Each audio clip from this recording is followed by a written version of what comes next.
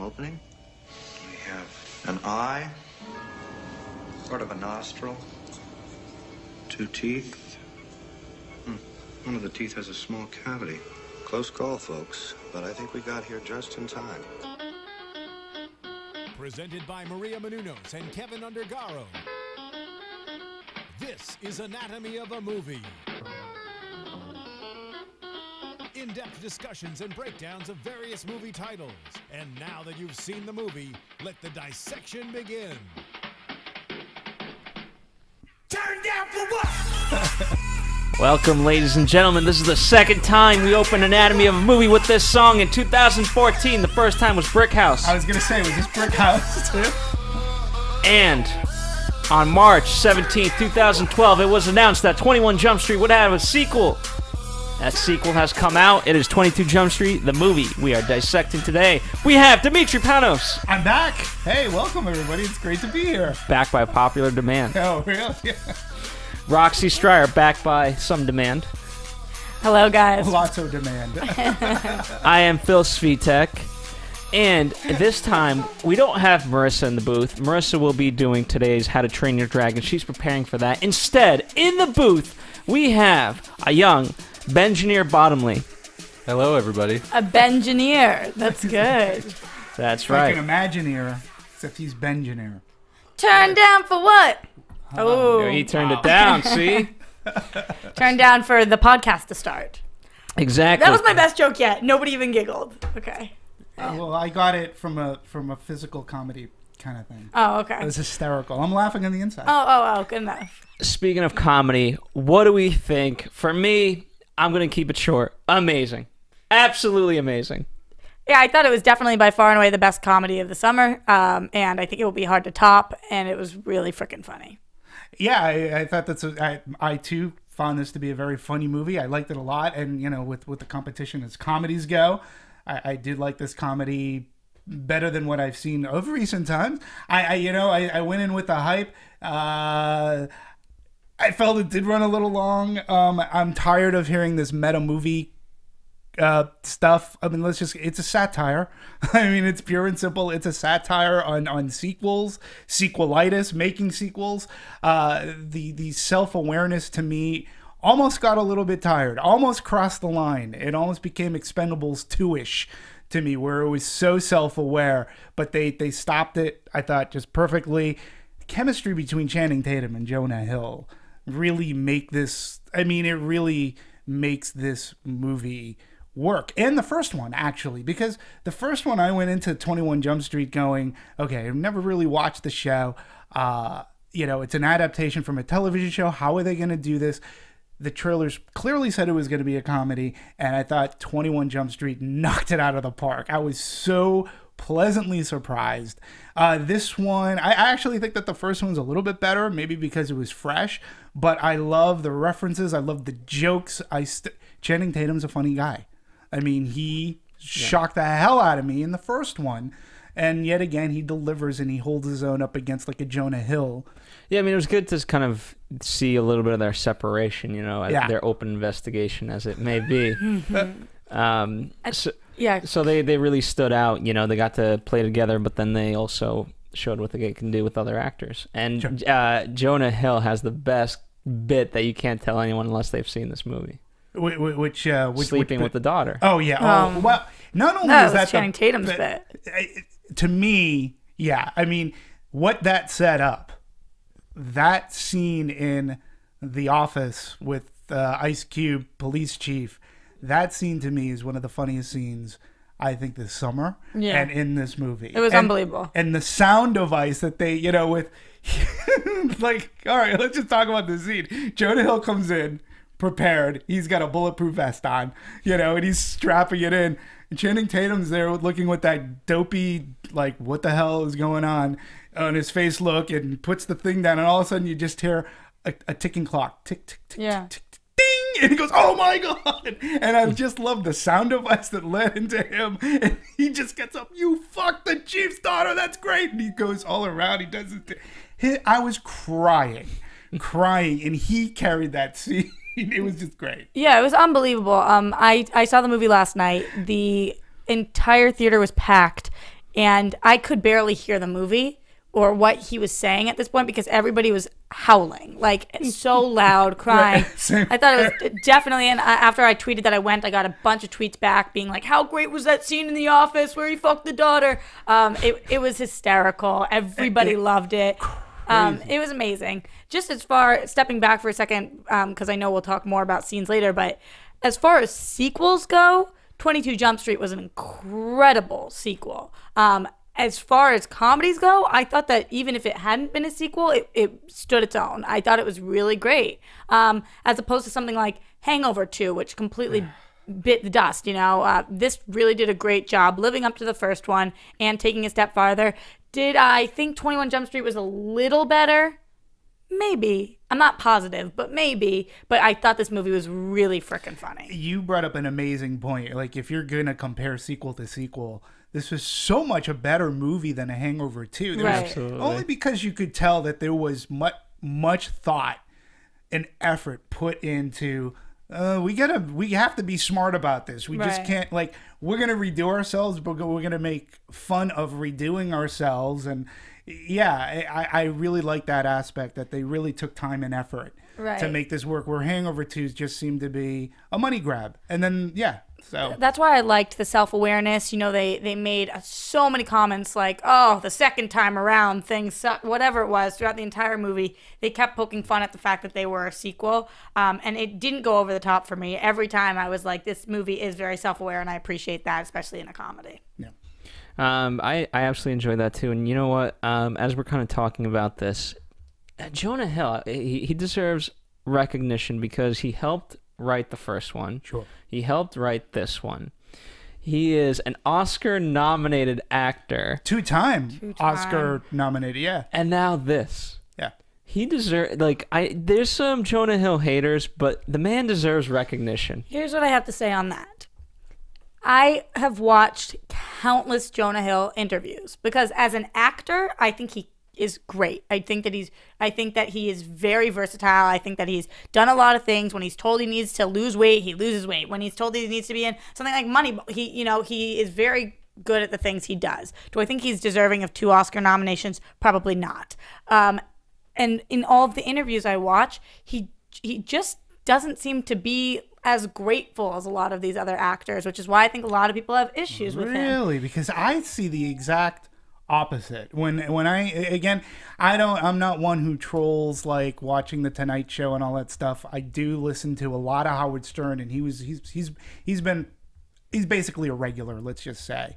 And I find him to be, on Howard Stern at least, to be extremely humble and extremely appreciative of the position that he's in. And if not for not, with Wolf of Wall Street, he begged to be a part of it, and he proved to Martin Scorsese why he should be a part of it. And so, whether or not he's humble, I don't know, but he's certainly willing to go to length to show if he's that passionate about something to be a part of it. Absolutely. And hey, honestly, if I don't know if he's personally a good guy. I don't know. I've never met him, so I really don't know. There was this one specific interview I saw. According to This Is the End, he is not a good person. Yeah, that's true.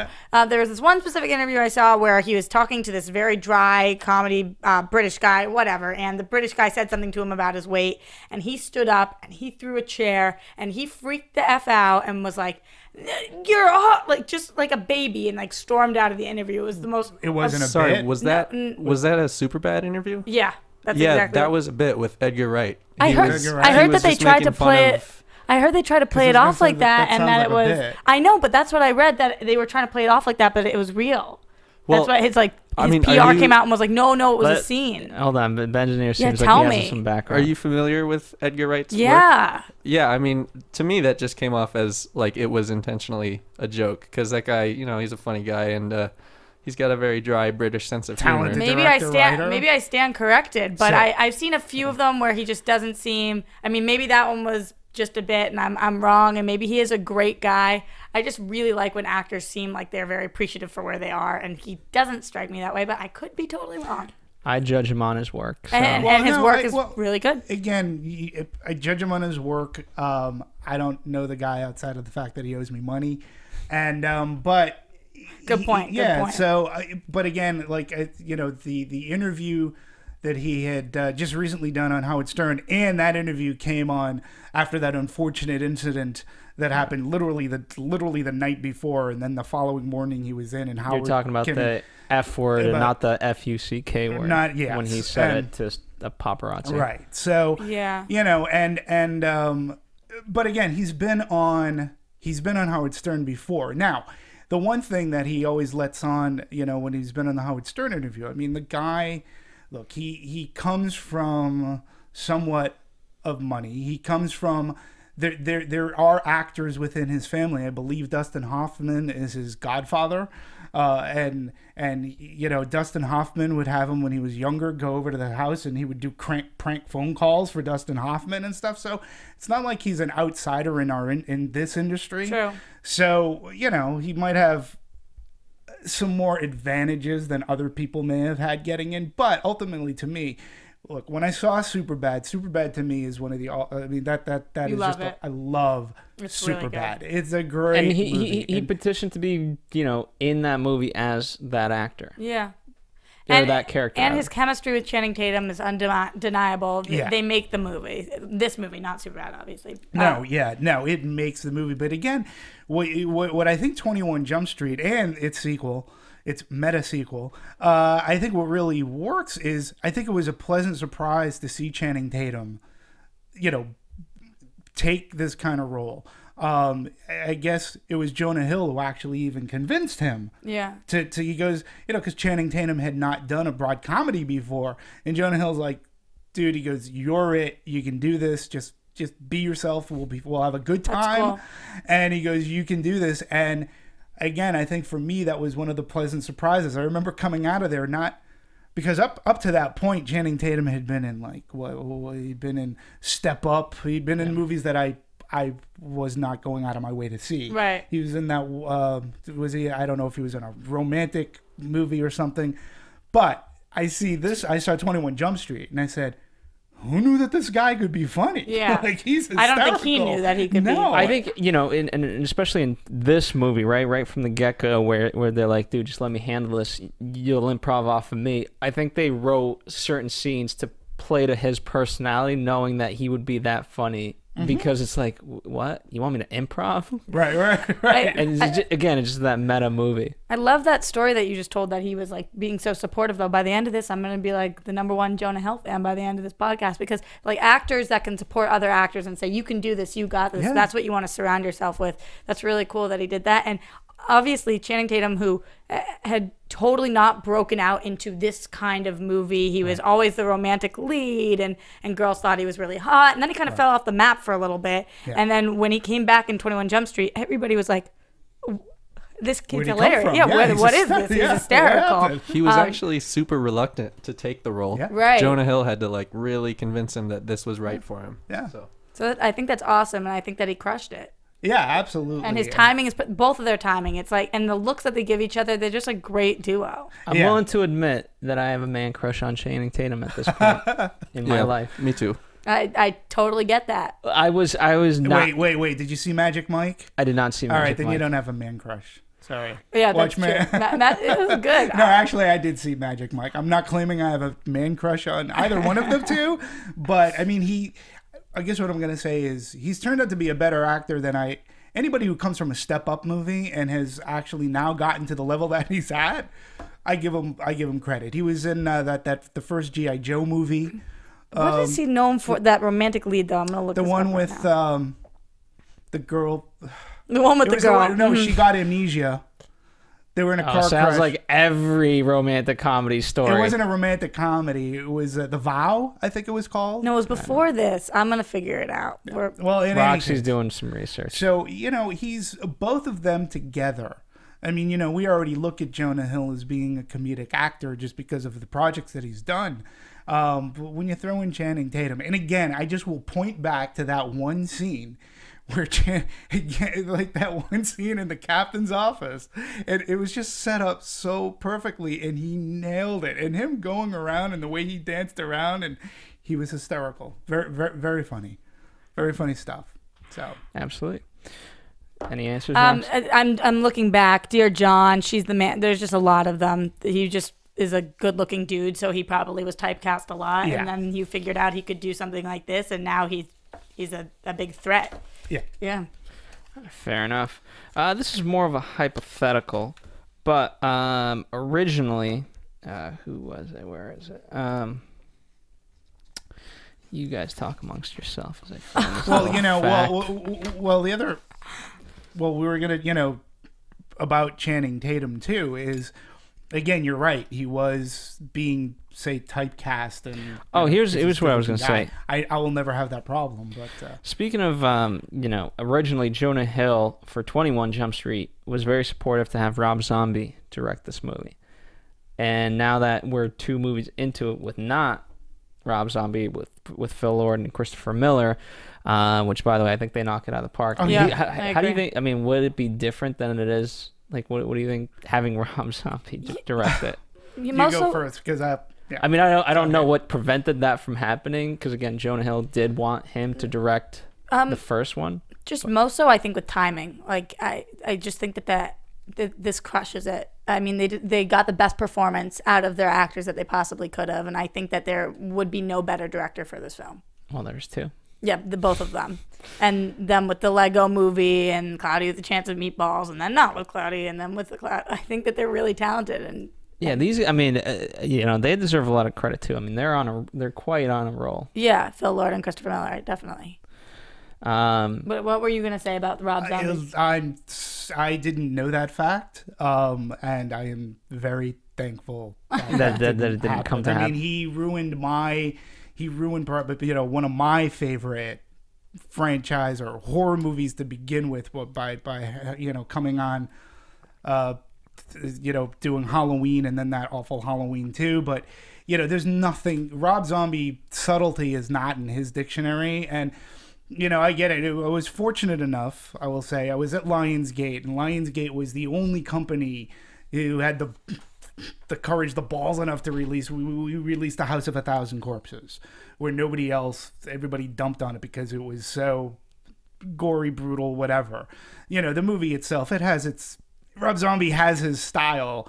I'm not going to say House of a Thousand Corpses was a great movie, and then he came back and did Devil's Rejects, which is sort of kind of a sequel. He showed promise, I felt, as a director, but he was, look, what Rob Zombie brings to the table is a fan base, and we learned that, at Lionsgate. But again, when you see his movies, when you watch any one of his movies, whether it's House of a Thousand Corpses or Halloween, or subtlety is not in his not in his wheelhouse. And for a comedy, sometimes you need subtlety. You need a timing factor. And I don't think he would have been good for the project. Speaking of timing, so the original movie was $42 million budgeted without P&A, and this movie, as Ice Cube says, it's bigger. We got $62 million budget-wise.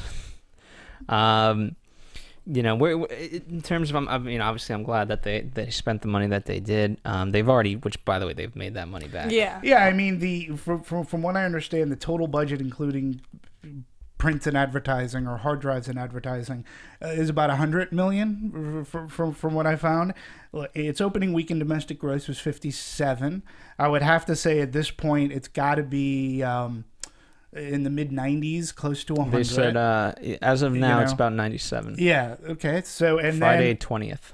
Yeah, and worldwide it's at, let's say the last I checked it was 91, so it's got to be again. Peaking worldwide, it's got to be over 100 million at this point. So, yeah, they're making their money back, and it's got a steady flow right now. People are still going. Absolutely, this is going to be one of the bigger comedies of the summer. Yeah, absolutely, and it was very fortunate because it had a lot of goodwill from its original. People really liked 21 Jump Street. They thought it was a really funny movie, and that carries over many times. That carries over many times in a comedic sequel, especially if you do it right. The reviews on this movie were solid. The trailer alone, right? There's the 30-second spot for TV, where they literally had I think 20 seconds of just 21 Jump Street, and then cut to black and they're back, 22 Jump Street. And so the fact that you can have a trailer just on that alone where you show nothing of the new movie Right. and still get people to see it is, to me, amazing. Yeah, and they did come out with a good theatrical trailer. They let out certain things. They had like red bands and things like that. And we saw Channing Tatum trying to do the accent in the trailer. There was a bunch of little funny bits that pulled us in, but honestly, like you're saying, they had enough clout on 21 that they didn't need to do much. Yeah, there was so much goodwill. And again, like I say, 84% Rotten Tomatoes, A- on Cinema Score. So that goodwill has, I think it's actually even grown. So going into, subsequent week and weekends of the summer, the good word of mouth is for the people who didn't see it last week and going, hey, I heard this sequel is actually really good. Some people saw it twice. Some people, I know a lot of people bring in friends and going for the second time. I know Benjineer actually went twice. He almost saw it 3 times. I did almost see it 3 times. Benjineer! Yeah, and I think too that this movie, it has a repeat factor because things that we can talk about, coming up is there are so many things that you can miss. There are so many references. There are so many, lack of better words, Easter eggs in this movie that you might have missed the first time around, and you may have caught stuff. And let's talk. We'll get to the Easter eggs, but let's start with story, then build to the Easter eggs. Because for me, what I liked about it was, they took the notion, right, just like one of the trailers says, it's the same movie, but now they're in college. Right. So now we're in college, and that already has certain expectations, i.e., you have to have a spring break. Right. Of course you have to have a spring break. Oh my God, that brought me back to my college days. I wanted to be there so bad. It was perfect. That looked perfect. I'm getting old. Indeed. And, from a story element, right, they, again, because it's so meta, they follow the same exact steps, and then, it's just like last time. And then when the switch happens, it was brilliant. Yeah. You know what I mean? So they kept it, overall, in terms of like devices, they kept it pretty simple. Yeah, plot points and beat wise, it was pretty much and it was purposely done so. Even to the fact, okay, so in the first one, it was the gym teacher who was the drug lord, so to speak. Okay, so we go in jail and we see them, and that scene was hysterical. Yeah, oh my God. I don't think I really sound like that. Hey, you do. You don't not sound like that. Yeah. So that scene was funny. And then this one, you have it's the college professor. It's the psych. It's a faculty member who is the drug leader in a sense, and he's like, it's the same. And he kept on saying something to the effect of, it's the same thing. It's just like last time. Exactly the same as last time. Exactly the same as last time. It's exactly. And to me, Infiltrate that's the like, dealer. Yeah, it's like really funny. And but it was so clever because obviously that's where it was going, and the wherewithal to know that. I think a lot of people, I felt bad for Channing Tatum's character when he made his friend, and it's like, Zook. Yeah, Zook. Poor Zook is the drug dealer. No. And because we were led He's not the drug dealer, he's just using drugs. It's totally different. It is. But I was, like them, I was led down the path of like, he's going to be the drug dealer. I was like, oh no, but his friend. And I loved Zook. That's he was. amazing. So it definitely fooled a lot of, I think a lot of people. I hear that, so the actor's name is Wyatt Russell, and his dad is obviously Kurt Russell, and he came out and said that his son had to turn down a role in the Hunger Games in order to take this role, something like that. Yeah, that's exactly right. Yeah, so I think it was worth it.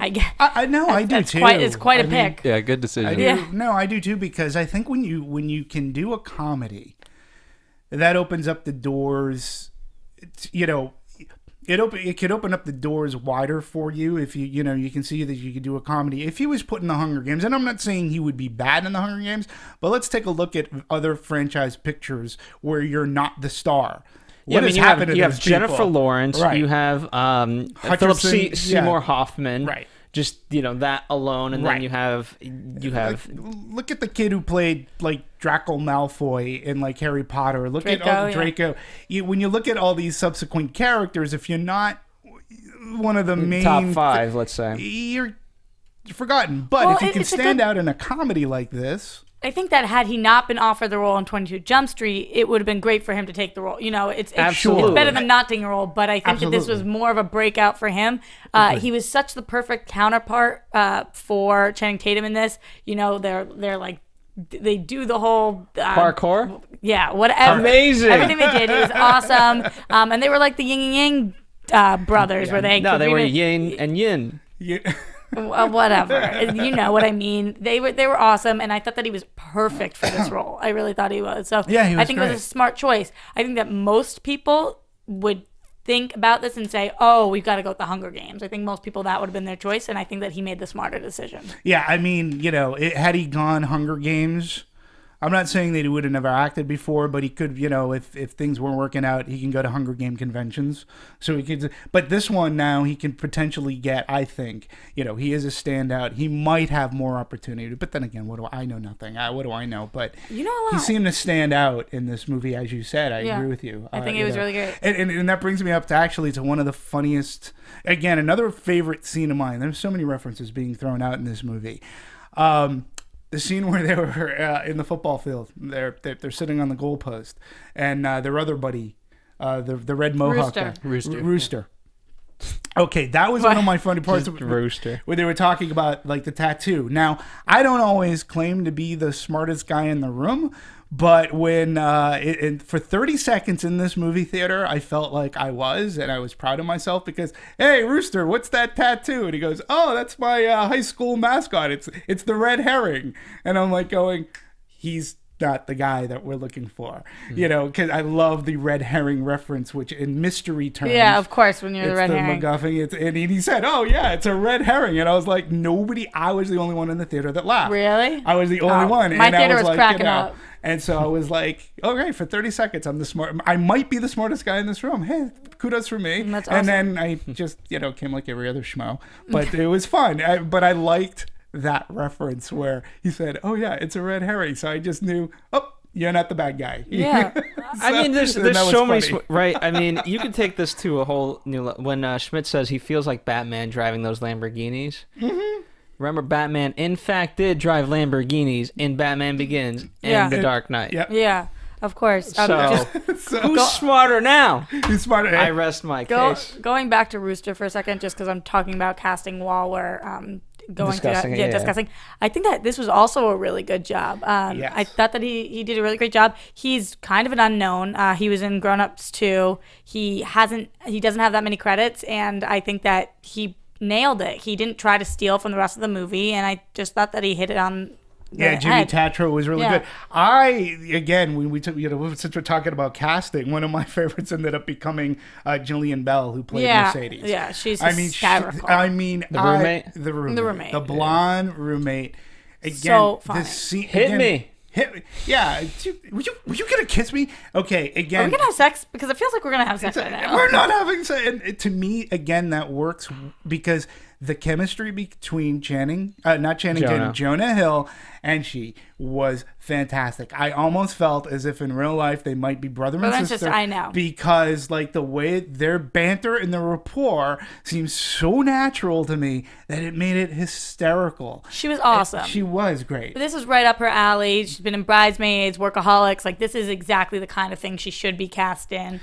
And to me, it was... Ben, were you going to say something? I know you were cutting in a little bit. I was just gonna say, Jimmy Tatro. He's like very funny guy. There's a 22 Jump Street episode of At Midnight, and he really holds his own against Rob Riggle and Ice Cube. So he's got something going for him. Interesting. Yeah. Check that. I did not know. Check that out, guys.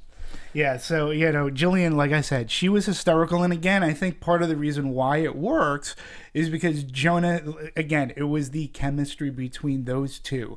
And you could tell that both of them were smiling on the inside. Like, they were just laughing because all their scenes together played out great. And her sarcasm was, okay, old man hands. So, like, I didn't suspect her, though. I really didn't. I didn't suspect that she was... I didn't suspect her. I didn't see it coming either. Every time she was sitting on the... And I love that in a comedy, because usually I do. And every time she's sitting on the bed and she's like, I'm here. Like, I just... and then I think it's so funny when Maya's like, oh, she's such a bitch. And I'm like...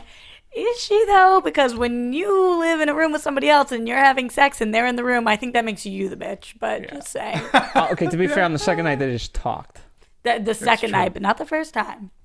That's true. And then, of course, we can't forget the Lucas brothers. They were pretty funny, too. The twin brothers. That was a funny gag.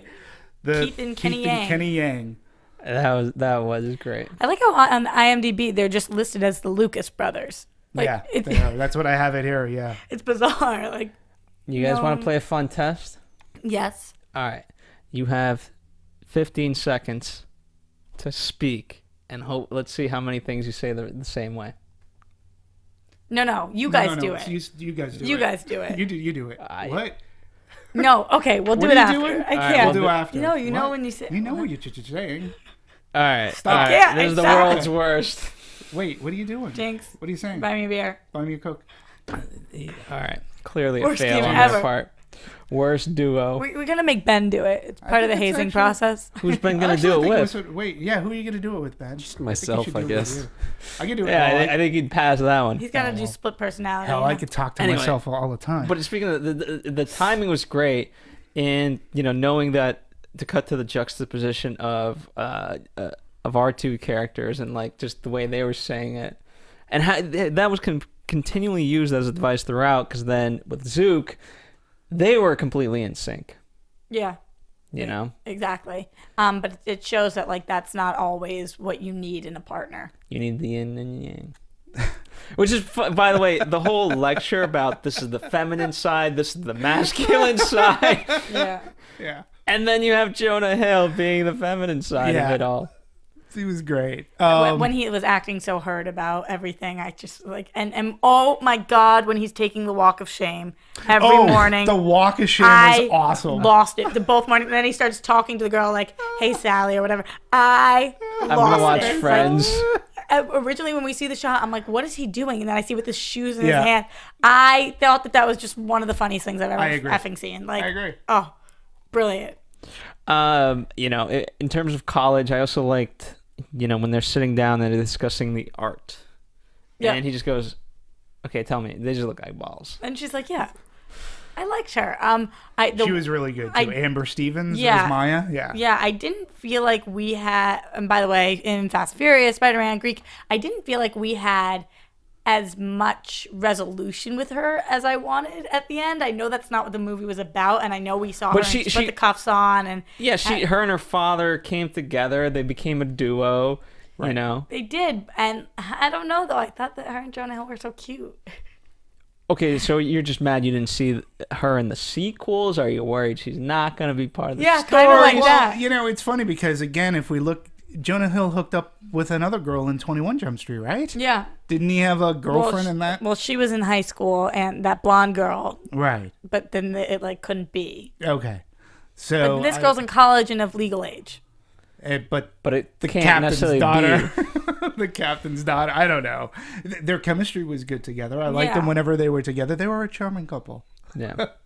Yeah. I don't know. I just thought she was really cool. Yeah, I liked it too. Yeah, I liked her a lot.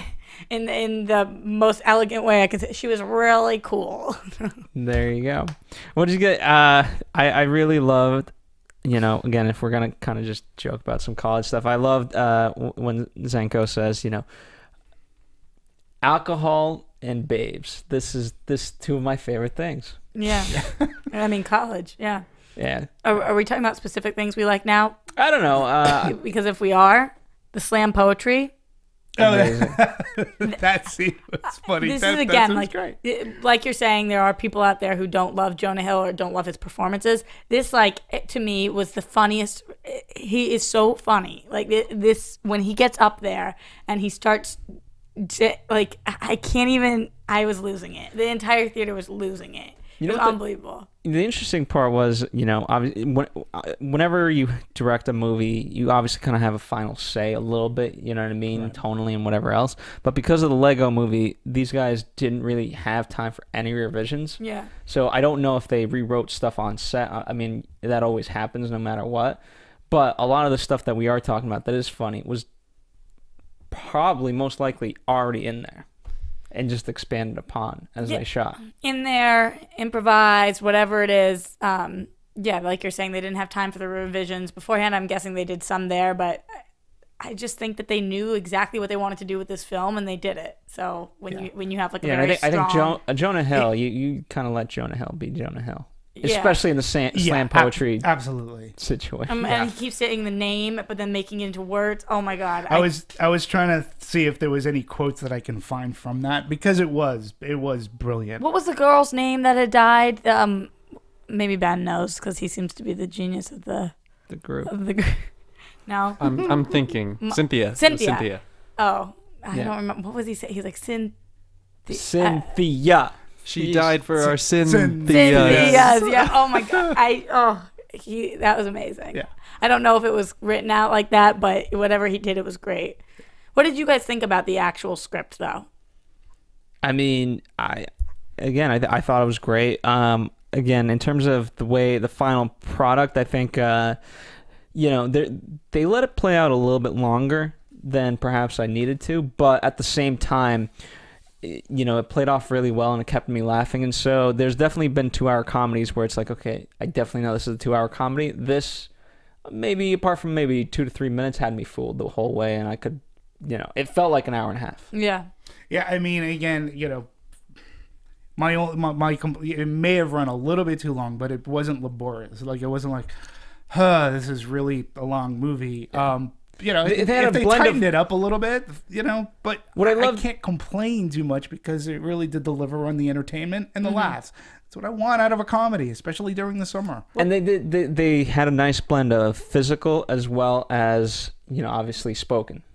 Right? Yeah. I mean, we haven't really talked about the physical, but it's just the helmet car chases and, them going through drinking. And them tripping. And the split screen and them like trying to, and it being "Can You Take Me Higher" versus ass and titties. There's so many parts of this movie. Like, I get what you guys are saying, or what you're saying, that it maybe could have been a little shorter, but there was really nothing that I want to cut because it was all so funny. There wasn't a single joke that I was like, that really didn't do it for me. Like, see, and again, for me, like when they were the helmet car chase, it was funny, but I kept on, whoa, don't hit that. We can't afford that. Oh, we can't afford that either. Oh, we're totally going over budget. Like, to me, that was like, okay, I already know you're a self-aware movie. You just some of it just got a little silly. I just mean tighten it up a little. That's right. all. But I agree with you that chase maybe, but the payoff was great when they ended up taking down the goal, because that was and we knew that was coming. Right. That was great. Yeah. Oh, it was great. So I want to go see it again. Let's talk about these Easter eggs, of which Demetri speaks. Yes. Listen, we already talked about red herring. One of my favorites, actually, and again, maybe I caught this instantly. A wonderful reference to the Benny Hill Show.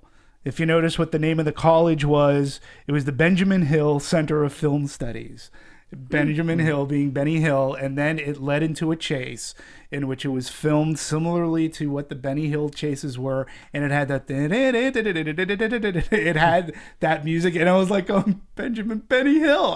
I grew up watching Benny Hill. I love that one. They had the Annie Hall reference with the lobster. When they were talking about missing you. They had on the same page about lobsters, just like Annie and 11, Woody Allen's Best Picture winner. So that was a reference to Annie Hall. You had an Arnold Schwarzenegger reference where, so you probably noticed when Jenko sputtered out, fuck you, Arnold Schwarzenegger, while pumping iron with Zook. And we all know where he comes, Arnold Schwarzenegger's background. Stuff like that. I mean, anything else that really... I don't remember very specifically. I mean, maybe you do, Roxy, but for me, I just remember laughing throughout the whole movie, and so by the end, I just remember the bigger comedic bits, not necessarily the hidden stuff. The only other one that I picked up on was when they were talking about the new office, and he was like, "It looks like a cube of ice," and it's obviously Ice Cube's off. Whatever, that was funny to me. And then you had Queen Latifah, which I believe she and were in barbershop together, right? And and then awesome. Straight out of Compton. Yeah, but he's from Northridge. Yeah, I loved that. You had I see a Mr. and Mrs. Smith in the middle of their climactic confrontation. You're trying to Mr. and Mrs. Smith me. You're trying to Mr. and Mrs. Smith them. I was like, oh no, this is going the wrong way. Yeah, that's stuff like that.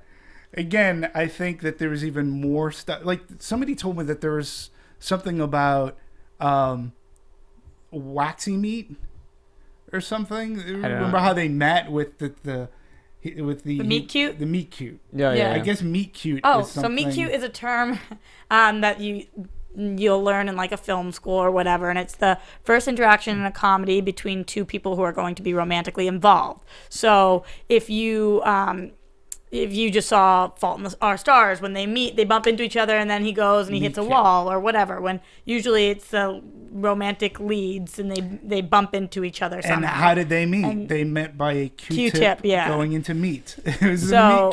Yeah, that was funny, and it was literally a meat and Q-tip. I thought the for me, my hidden gem was at the end. You guys remember that movie, Dude, Where's My Car? Yeah. Man, on the post. Well, because it was no, it wasn't that. But remember, Jonah Hill's like, so what would you say when you threw the grenade? Something cool. Yeah. No, but what'd you say? It was something cool. Yeah. That's like, what's mine say? Yeah, I know. Now, see, in the helicopter scene, okay, well, there's a reference to Bad Boys 2 with the way when they're coming out and holding their, it's Will Smith and, what's his name? Who's the other guy in Bad Boys 2? I never saw it. You never saw Bad Boys or Bad Boys 2? Martin Lawrence. I'll look it up. Okay.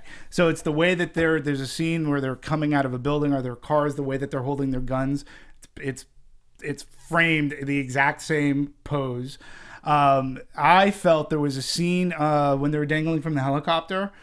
There's a scene that came from outside of the helicopter where it's showing somebody, Jonah Hill, or they're hanging from the skid. Yeah. And to me, that looked like from True Lies, where Jamie Lee Curtis is hanging from. It looked just almost identical, frame by frame. I mean, you could find things in this movie.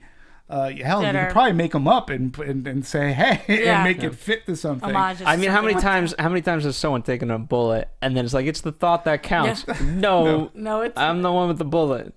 I was just gonna ask you guys, when you actually miss the bullet and you jump in front of it, is it the thought that counts? I don't know whose side I was on there.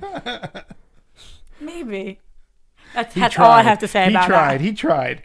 He did try, but he could never cover him until the very last. And then of course, they did another 21 Jump Street homage by having Richard Grieco in this one. In the last one, they had Johnny Depp was in it for like 2 seconds. Right. Along with somebody else, and they got killed at the end, yeah. But that was, you have to do there's it. more cast members that they can plug in if they decide to do sequels.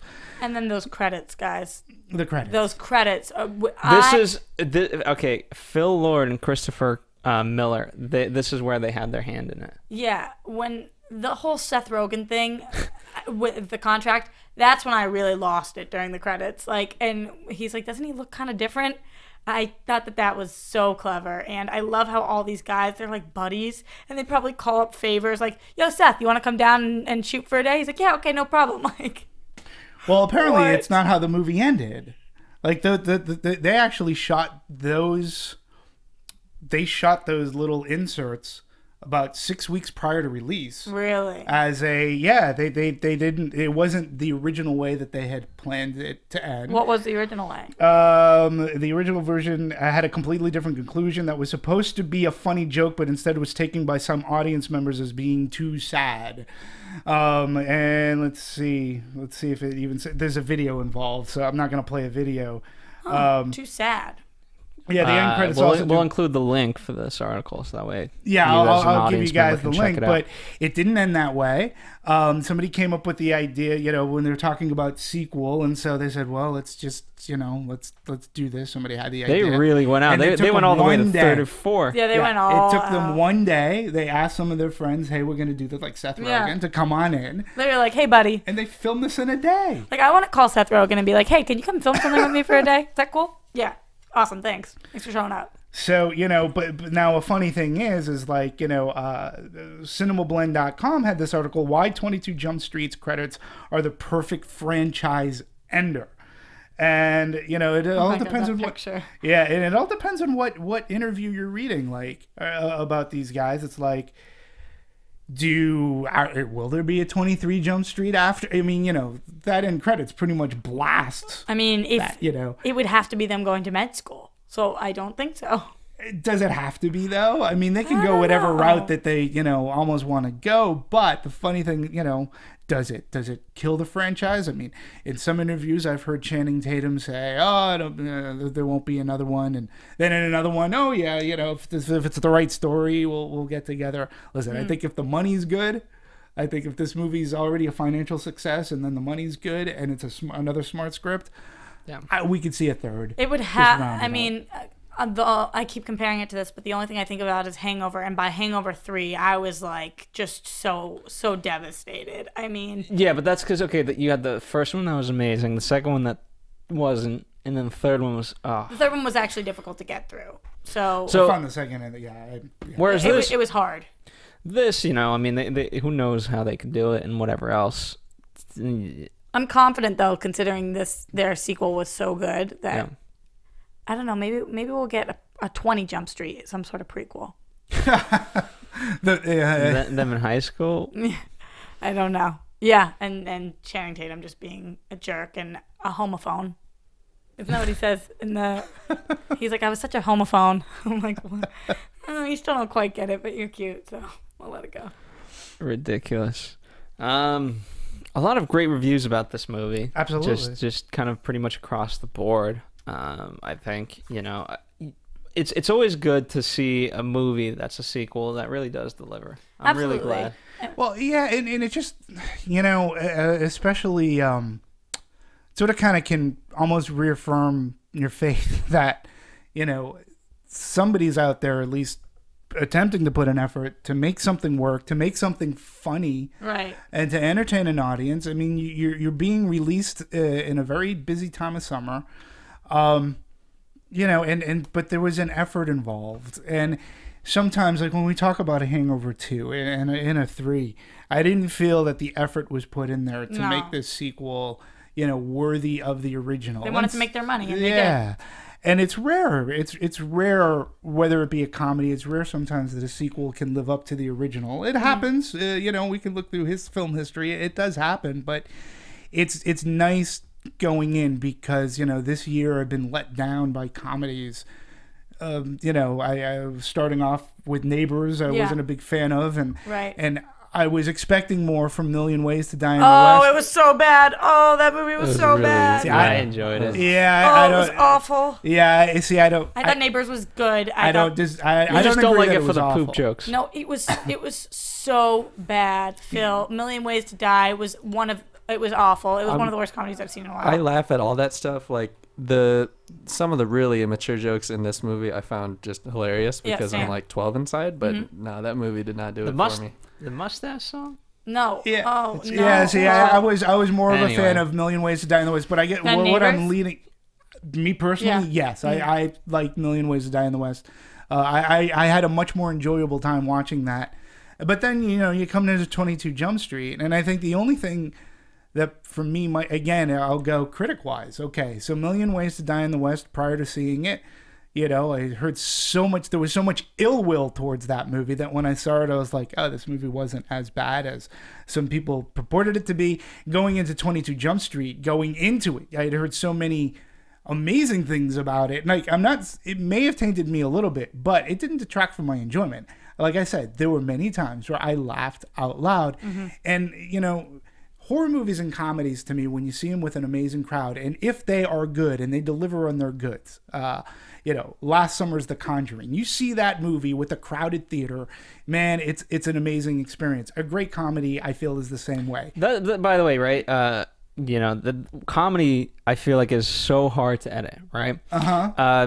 For example, I'll give kind of an analogy and then I'll move into comedy specifically, but Peter Jackson edits on a big screen. So he knows how the audience, when they're watching in the theater, will kind of perceive it, because it was different. Because in the old days, you have to recut after when to theaters because it changed a little bit. With comedy, it's so tough because you never know how much time to allot for laughing. Yeah. You know what I mean? And if you're watching it alone, then yes, you'll laugh. but sometimes you don't need as much of a break in between the jokes. But when you're in a theater and people are just constantly laughing, you have to account for that and just allow those moments to breathe. Yeah. And so it is the biggest nightmare to edit, because who do you go for? You know, you bring up, because I never thought of it that way in a film. I know on sitcoms it's like freaking obvious that, you know, the actors play out a joke and they let it, you know. But in a comedy, again, growing up watching things like Animal House, Caddyshack, Mel Brooks, there was never a breather. Like the jokes are spitfire, and I feel like in this too, like I didn't. To me, editing for a comedy, you have to know when to cut, not necessarily for the audience sake, but what makes it fun. How long do you stay on something before it becomes not funny? And when do you cut so that it's funny? What angles are you getting? For me, comedy is really about editing and pacing. I never really looked at it. I never thought of it like editing for an audience. It'd be interesting to ask the editors here and even the filmmakers. Yeah. Now I want to meet somebody like them and go, when you edit, do you ever put in that breather to allow the audience to laugh? Because how many comedies have you seen where you're like you said, you saw what that crowd did. That scene with Channing Tatum, you're just laughing hysterically, and I was about to talk about that. I was about to talk about that because honestly, no, it wasn't room to breathe, but I didn't need to hear what was going on past his initial reaction, and knowing that he went to go tell everybody, I could see all that. Everybody was dying laughing, and I might have missed a couple lines, but I didn't miss the point. And so instead of giving me room to breathe, as in like taking a pause or some silence, it visually gave me what I needed, and I didn't need to hear it, which was what was giving me the breathing room that I needed. Yeah, and it's interesting, and really I do think that editing plays a large part in whether your as to how funny your comedy is. And a great example that I'll give is the movie Porky's. There are two scenes in Porky's, and they're pretty much back to back. And there's the one with Kim Cattrall as the howler. They're at basketball practice in the gym, and she's howling away. She's getting nailed up in the rafters, and it's just the expression on the people's faces. And one coach who's just off to the side, he has to hide behind the curtains because he's laughing so much. And then there's another, there's another scene, and the way that plays out and the way that it's edited is amazing. Then there's another scene that follows the scene where, if you guys remember Porky's, rent Porky's or see it because it is hysterical.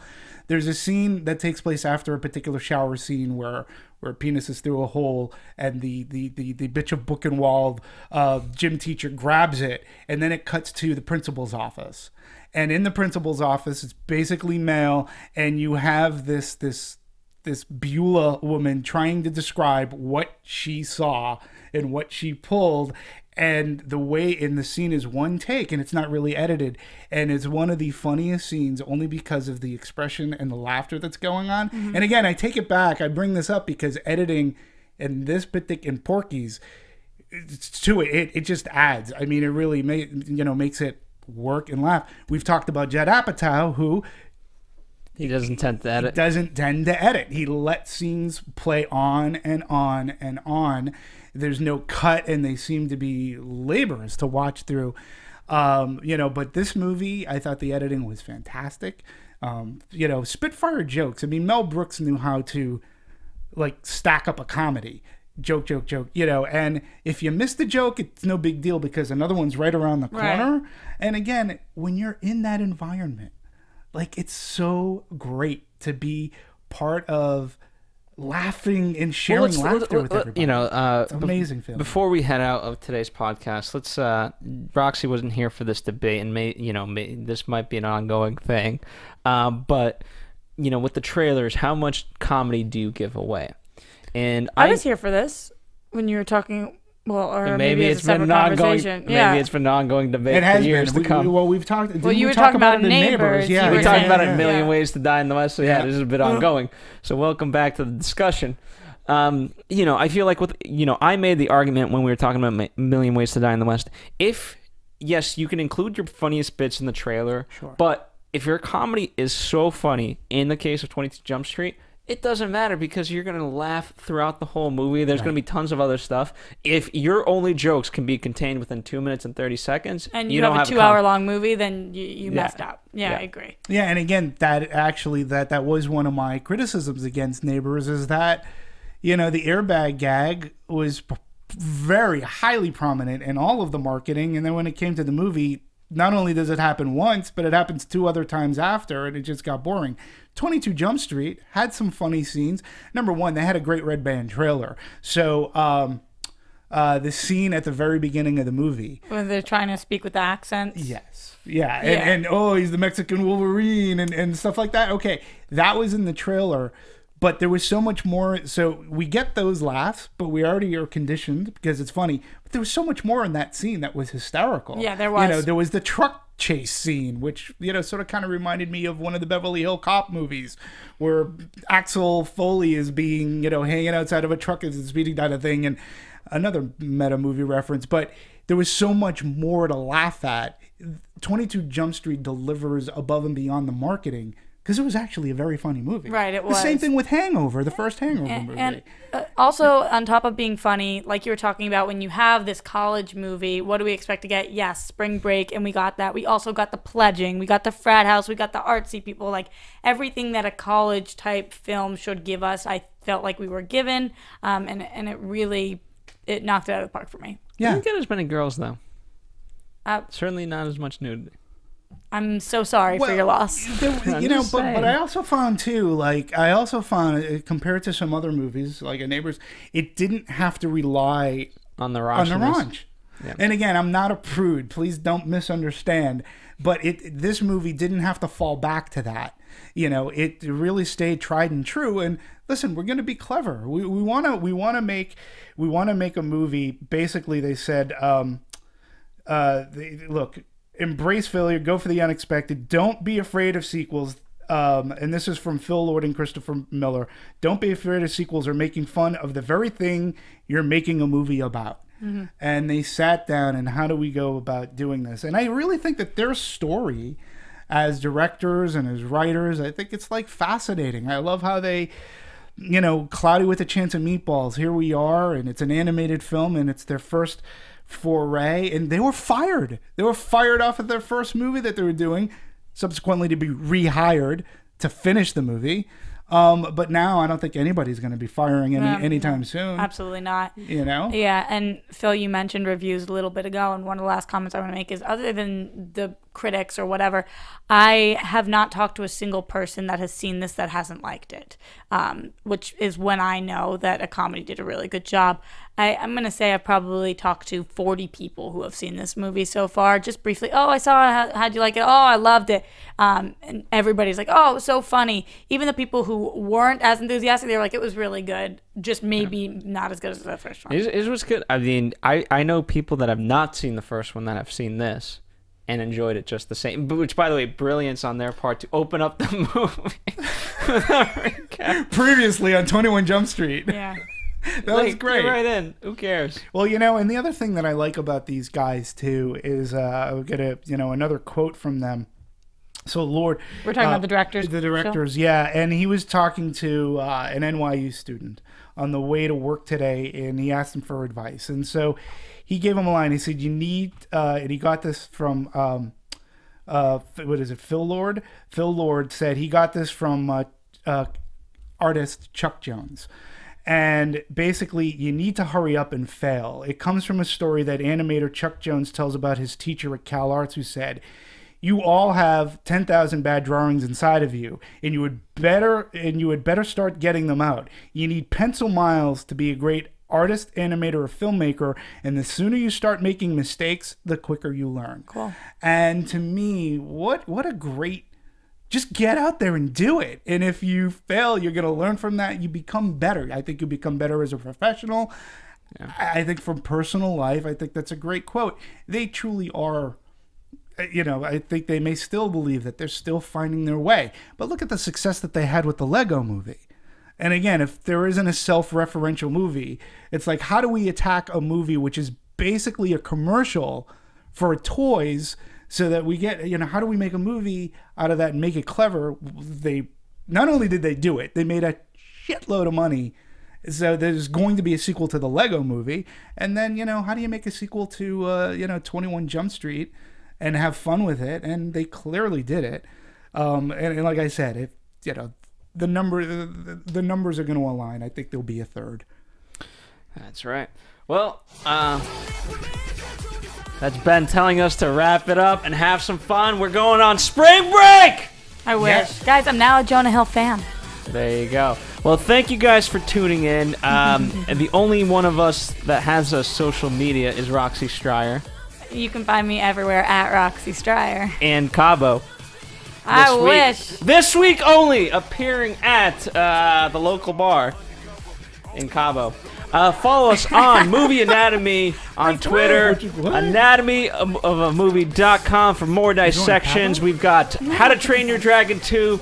We've got last week, what did we do? We did Edge of Tomorrow with Christoph Beck. And Fault in Our Stars. We did Fault in Our Stars. And next week we're doing, what are we doing next week? Jersey Boys, perhaps? Jersey Boys. We got Transformers coming up. And all these other movies.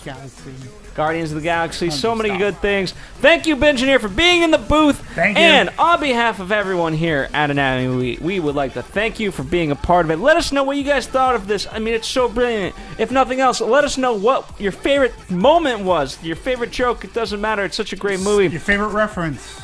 And we will see you here for the next dissection.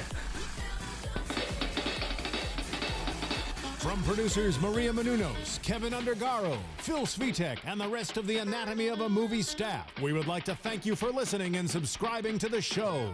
If you have any questions or comments, feel free to email or tweet us. I'm Sir Richard Wentworth, and this has been Anatomy of a Movie.